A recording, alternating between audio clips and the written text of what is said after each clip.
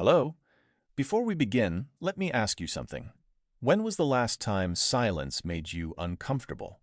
Not peaceful silence, not quiet music in the background, but real silence. The kind that hangs in the air, the kind that follows a question, the kind that makes people shift in their seats, check their phones, or suddenly say something they didn't plan to say. There's a reason we rush to fill it, because silence isn't empty.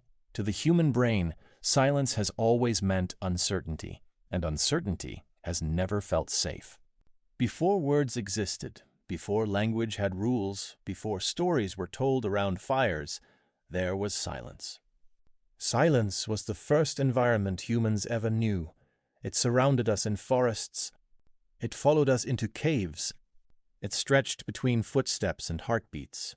And in that world, silence was never neutral. A quiet forest could mean a predator.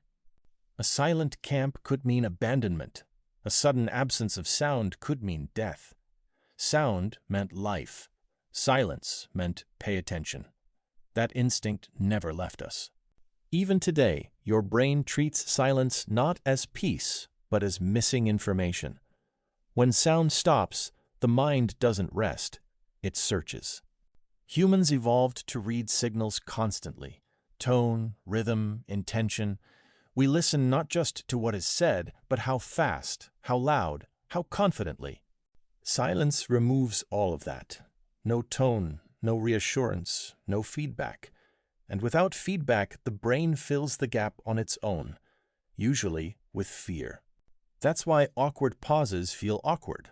That's why unanswered messages feel heavier than rejection. That's why people would rather hear no than hear nothing at all. Silence doesn't tell us what's happening. It forces us to guess, and humans are terrible at guessing neutrally. In social situations, silence becomes a mirror. When someone stops talking, we don't think they're thinking.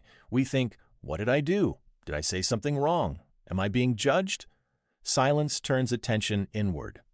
It strips away distraction and leaves us alone with our thoughts, and most people aren't comfortable there. So we fill it. We say, we say, so. We laugh when nothing is funny.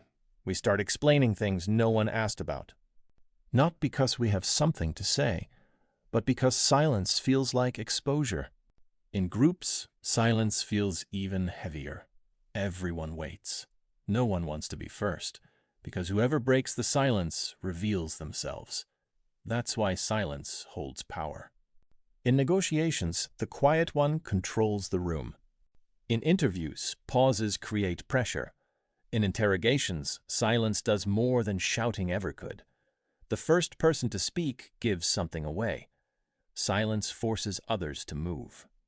Technology made this worse. There was a time when silence simply meant waiting. Now it feels personal. You see, the message was delivered. You see the read receipt. You see the typing bubble, and then nothing. Silence used to be neutral. Now it feels intentional. Did they lose interest? Are they upset? Are they ignoring me? The brain spirals because it assumes meaning where there may be none. So we never let things stay quiet. We play music while cooking, podcasts while walking, videos while falling asleep. Not because we're entertained, but because constant sound feels safer than stillness. Yet something interesting happens in close relationships. Silence changes. Between strangers, silence feels threatening. Between friends, it can feel awkward. Between people who love each other, silence can feel loud. When words stop in intimate spaces, what remains is honesty. And honesty is harder than noise. That's why couples argue about silence, why parents worry when children go quiet. Why are you okay follows long pauses. Silence reveals emotional distance, and that's frightening. But there's another side to silence, one we rarely talk about. Chosen silence. The silence of being alone without distraction. The silence of nature. The silence of sitting with yourself and not escaping. That kind of silence doesn't threaten. It steadies.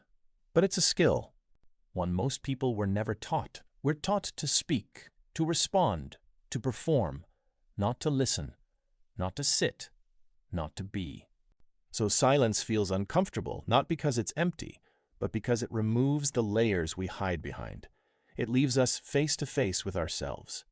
And that's why silence has always scared us.